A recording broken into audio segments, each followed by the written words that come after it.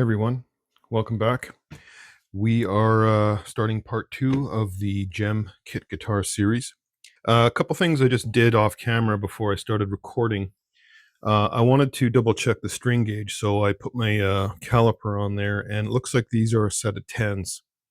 Now, I recommended he put on a set of 9s, but 10s will work if that's what you prefer. So I will double check that with him to see if he has a preference.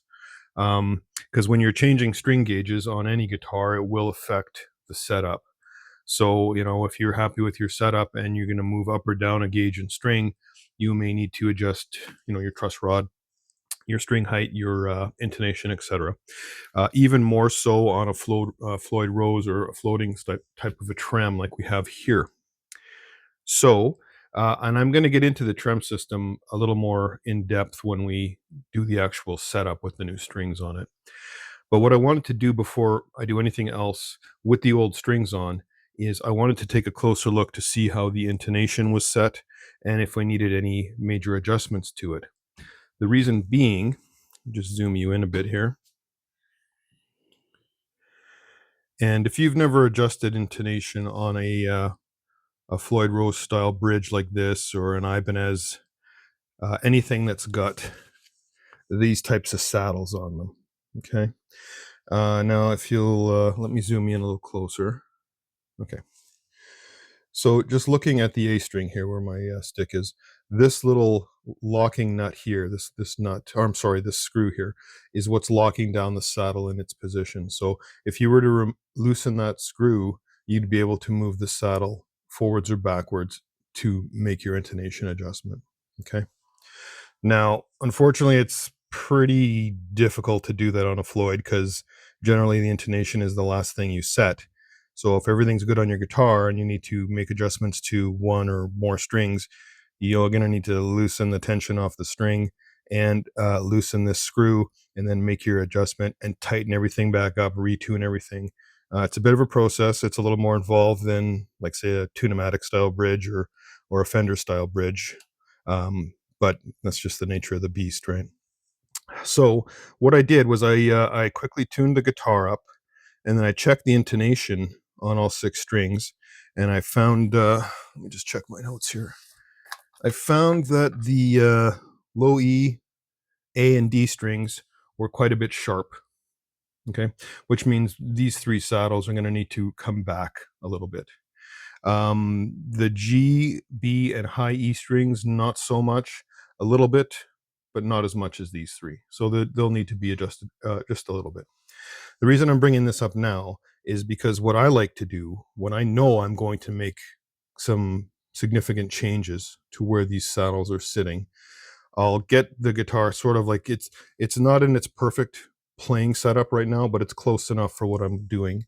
What I like to do when the strings are off is to loosen those screws, and I will just manually make an adjustment to the saddle, and I'm just eyeballing it because there's no string on it at that point, just to save me some time and some hassle during the setup process.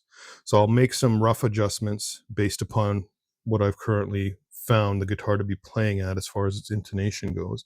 So I'll move all those back a little bit, lock them all down. That way, when I get the guitar strung up and everything's ready to go, and I need to make the final fine adjustments to the intonation, it won't be such a laborious process to get them all done. Okay, so hopefully that'll make sense. I'll show you what I'm doing. I just wanted to explain why I'm making some adjustments now before I've done anything else. So I don't know if I'll get to that in this part of the video, but if I do, it'll be here. If not, it'll be in one of the future ones that are coming up for this series. So first thing we're going to do is get these strings off and get that pickguard off and see why exactly there's no sound coming from this thing. As I was getting ready to get the strings off, I actually just noticed something with the way this bridge is sitting on these on the posts here. I'm just showing you the one on the bass side right now. Hopefully this is going to show up on the film. Let me just readjust the camera here. Let me get a flashlight because this is a little hard to see because the hardware is black.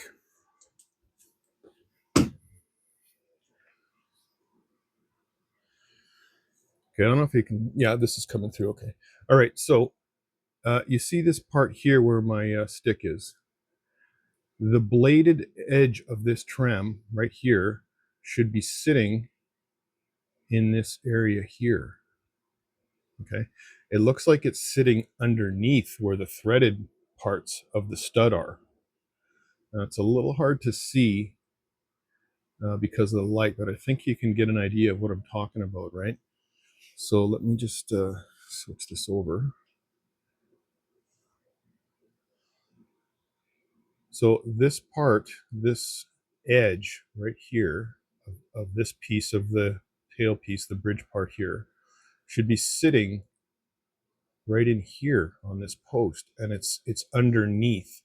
Now I've got a double A battery sitting in the back cavity here. You can't see it, but it's in there, and I've just done that to get the bridge approximately level. Like that would be level. Okay. So it's a little bit low, but I just needed something to stick in there so I can get an idea of just so I could see this a little better and show you. So yeah, you can kind of see it there like this, and the other side is the same. So I'm thinking when my buddy put this together, he either didn't know to do that, or maybe it just seated funny when he was reassembling the guitar and didn't realize it. This is how you adjust the height for your string height for this style of bridge. String height is high. I measured it. They're about 6/64 across the entire guitar, so they can come down, 2/64 for sure. Um, that's not going to make a huge difference here, but it will lower this into the body a bit more. But it seems like it's sitting quite high to me.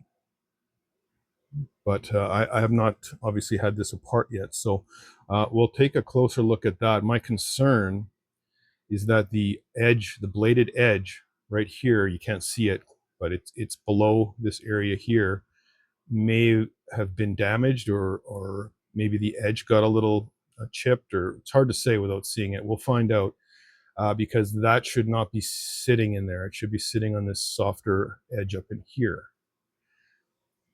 So I'll give you a closer look at that when I get the strings off, because once the strings are off, this whole piece, this whole bridge will just lift right out, and we'll be able to get a better look at the posts and what's happening, if anything, on these bladed edges.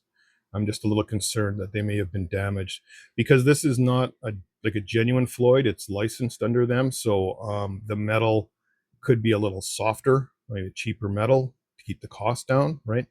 If that's the case, this may be a little more chewed up than maybe like a standard Floyd would have, because they're using such hard metals and higher quality metals for the parts, right? But we won't know until we get it off. But I thought I'd show you that before we move any further with this video. Okay, let's get these strings off and see what's going on here. All right, well, let's get these strings off. So we're going to remove the tension on the strings.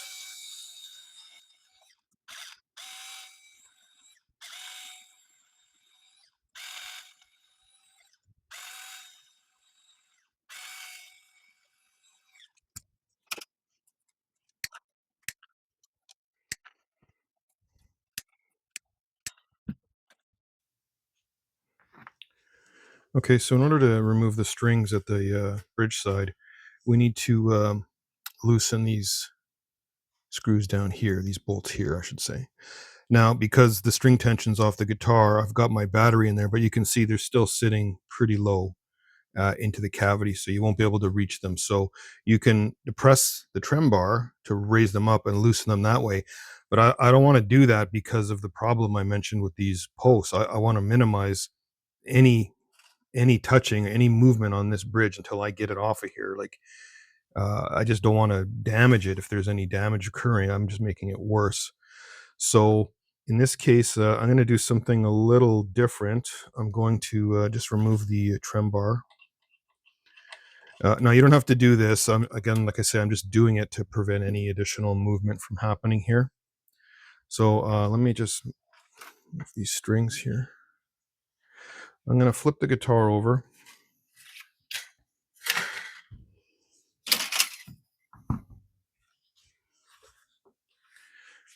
Let's move you over here a bit.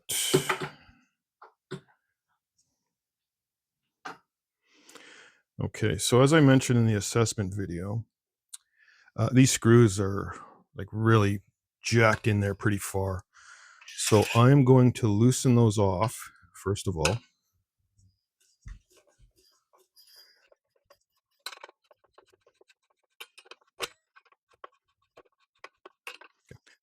That should be okay for now. Next thing I'm going to do is I'm going to take this middle spring off of here. Now these things will just lift out. You may need to loosen a little tension at these screws. You could use, I like to use my little hook here to get them out. Just like that. Okay. Now, the reason I'm doing this is because I want to block this area here so I can have a little more room on the other side of the guitar to loosen those bolts off.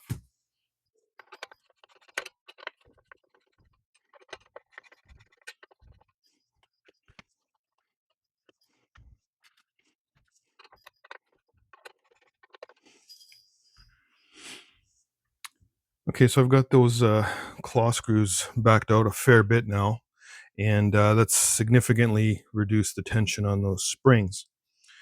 Now, let me just take a quick look at the other side here. Yeah, those bolts are still into the cavity a little ways. So what I'm going to do is I'm just going to force this back, and I'm going to jam a wooden block in there that I have. And the ones that I use, these are more for setup situations. They're from Skyscraper. They're called tremolo setup blocks. There's 4 of them in a package. Here they are here, and they're different sizes. And if you look closely at the side here, I'll just quickly show you. There's like a little. They look like stairs almost. They're staggered, and that's for inserting in between the block and the body, and you can get the right exact height you want for doing the setup. So we'll get into these a bit later. For right now, I'm just using it to seat that in there like that to hold the block up, so I can get access to these screws. There's my battery I have in there. I get that out of there. And oh, okay. Well, the looks like the treble side's already come right off. You know what? Let's. I'm just gonna take these springs right off of here. At this point, I don't see much point in keeping them on there.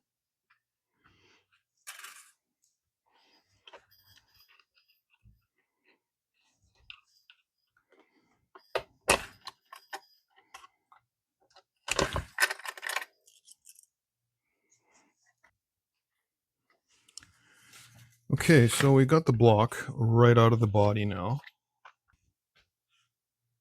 I'm gonna zoom you in really close here. Let's take a closer look at these posts.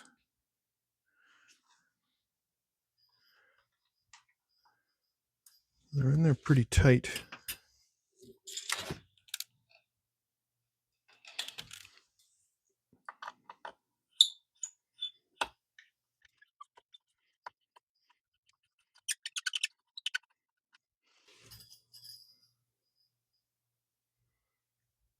Okay, so what I'm seeing here, they're not too bad. Get some light. So you can see there's a little chewing on the underside of this flared lip. Okay, not too bad, but that's from that bridge sitting in the wrong spot. Now that bridge should be sitting a little easier to see in this angle, should be sitting right in here. Okay, it was sitting down here before, so you can see how all the paint's been rubbed away. That's from that piece sitting in there. Now if we go and grab the bridge, looking at it from this angle, it should be sitting in there like this. It was sitting in there like that, underneath that flared lip. Now, this part of the bolt is nice and smooth, and it's got a taper on it. That way the bridge can float and move in there without damaging anything. Now, taking a closer look at these bladed edges, or knife edges they're sometimes called. They actually look okay. The paint's a little worn, but that's normal. But I don't see any big chips or dings taken out of them. I'll take a closer look. I'm just trying to show you on film here. That's coming through. And the other side is the same, or similar, I should say. You see a little wear there. So let me take a closer look at this, and I'll take the other bolt out and make sure there's no damage on the other side as well. Okay, so you can see, I'm gonna really zoomed in look at these bolts here. You can see where the paint's been worn off here, both of them.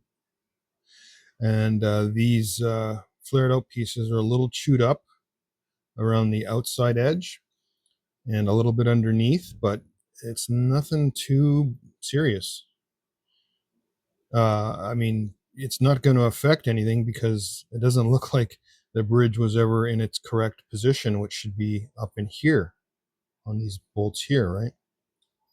So I think when we get the thing set up properly and the bridge is sitting in the right spot, I mean, this won't even be an issue because it's not really coming into play. And same thing with the bladed edges on the bridge. There's the treble side. It's not focusing. And the other side, which we looked at. Now, just by touching them, they feel okay. I'm just, there's no major chipping or cracks or anything like that. So I think we're okay. So what I might do is just take some 600 grit and just lightly smooth. It's a little rough, but there's no big burrs or anything that I can feel with my finger. It just feels a little rough when I run my my nail and stuff in there, but it doesn't feel like there's a burr or anything that would chew into the metal on the posts. And it also may affect the way the tuning stability, because when you operate the Floyd and it's going up and down like this, okay, if there's a burr or something, it may catch and prevent the bridge from seating back to its natural floating position, right? So I'll probably just lightly sand these a little bit just to remove any of the rough edges, just to kind of play it safe. But damage wise, I think we're okay. I think we'll be able to just carry on and reuse this. So anyway, back to the main point of this video was to remove the strings off the bridge. Since the bridge is out of the body now, it's super easy. So all you need to do, we'll just move this over here, is these bolts here are what hold down the block. These square blocks here are like a lighter gray color. Okay, these bolts run through the bridge right here. You can see them. Let me zoom in a bit. Okay, so this bolt here, following it through the body here, you can see the threaded area goes into the saddle here, and then it pushes on this little block, which squishes the string right in here. So to remove that, you loosen this bolt, and it doesn't take a lot. Okay, and what that does is loosens up this block here. So you should be able to see this block is loose now. Well, can't really see it. Oh, there, the string just popped out. There, now that block is loose in there. Now be careful, because these are just sitting in here. So if you flip this over, this thing could fall right out. Okay, so I would recommend you just lightly tighten this back up again so that block doesn't fall out. Okay, so let's just do one more. We'll do the D string. So we loosen it here, and you can see, oh yeah, you can already see the gap there. The string is just barely in there. So the string just sits in there like this. Okay, and as we discussed in the assessment video, this is the wrapped part of the ball end of the string. That shouldn't be in there. So once I get all the strings off, I'm going to take my flashlight and take a closer look inside there to see if these blocks have got any damage. I think we'll be okay, but we won't really know till we take a look in there. So again, tighten up this bolt back here just to make sure that little block doesn't come loose and fall out. And you should be good. Now, this is the same as if the bridge is on your guitar. Okay, it's easier to show you here, and I had to take this thing off anyway. The way everything was going, it was just easier to remove the whole thing from the body. But the only thing that's really holding it in place are those two bolts. And once the string tension and the springs are off, the whole piece just lifts out. So just be aware of that, okay? Like, this is how it comes out, all one piece like this, okay? So let me get the rest of these strings off. I'm going to take a closer look in here. If I see anything, I'll record it and try and show you with the flashlight. Yeah, we'll see what happens. Okay, I took a look at all the blocks to make sure there was no damage to them, and they seem okay. There's a few you can see here, some looks like it's like a scratch, a scuff mark. It's pretty minor. It's just the paint has been removed from the string, being locked down and tightened on these little grips here. And this is on the A string, so I thought I'd show you this because there's a couple things I wanted to point out to you while we had this Floyd off here. So you can see those little scuff marks, not a big deal. These little treads, or what, these little cuts into these blocks is like a grip to hold the string. So those are all fine. If you flip this over, you'll see there's a hole in the back here, a little depression. Now, let me just move this out of the way. This is the A string. So let me just zoom you out a bit here. So I mentioned earlier about these bolts here. You would loosen that bolt, and that would remove the block from in here, right? Now this bolt runs right through the saddle, okay? You probably can't see it, but you can kind of see it a little bit in there. The threaded opening. Okay, so you can sort of see the hole there, okay? That's where this bolt will slide through the saddle. And when that bolt goes through the saddle, the end of that bolt is what sits inside this little depression in the block to hold it in place, okay? So that's how that little piece of the trem works as far as the locking system for the block goes. Okay, so that little hole there, as you tighten that bolt up, it works its way forward, and the end of the bolt would be what sits in this little depression here. It's pretty hard to see unless you remove the piece like this, okay? Now, I've had other trims in the past where there's no hole here or depression. It's just a flat piece, but the principle is the same. That bolt just presses against this block, which pushes forward on it, and the other side of the block is where the string sits, and it squishes it against where the string comes through the saddle here, okay? Now, speaking of this area here, well, we've got that block out. You can see this. It's a little worn, right? The little paint's removed there. Looks like we got a dog hair or something there. But anyway, this is a little chewed up, a little bit. Now, I think that is because of the string where the ball ends were cut off. There was still that wrap from the wrap around the ball end that was sitting right here. And as you're, moving the trem up and down, you're kind of chewing into the metal with that piece because it's not a nice round wrap around the string, right? It's wrapped back on itself. So I noticed that on all three of the wound strings, not so much the unwound strings, but the D, A, and low E string all have a bit of a chew mark there.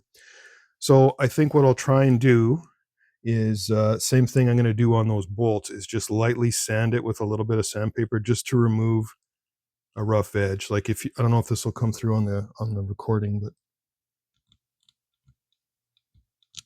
I don't know if you can hear that. Like you can hear my poker just scraping across there. Okay, those are the chew marks that are left in there.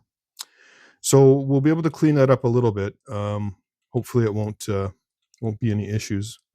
I think we'll be okay though. And that's just to prevent, because over time that might break, where the string might break over time, right? Because these little burrs and stuff are going to chew through the string over time. I mean, maybe it might last forever, but there's a good chance it's going to chew through them, depending on how much you use your trem. So I'm going to put this block back in, lock it down so we don't lose it, and I'm going to put this aside for right now. I spent a little more time on the trem than I wanted to in this part of the video, but we need to address these things now anyway, so no big deal. So I'll put this back. We'll get the guitar back on the bench, and when we'll take the pick guard off and see what's going on with those electronics.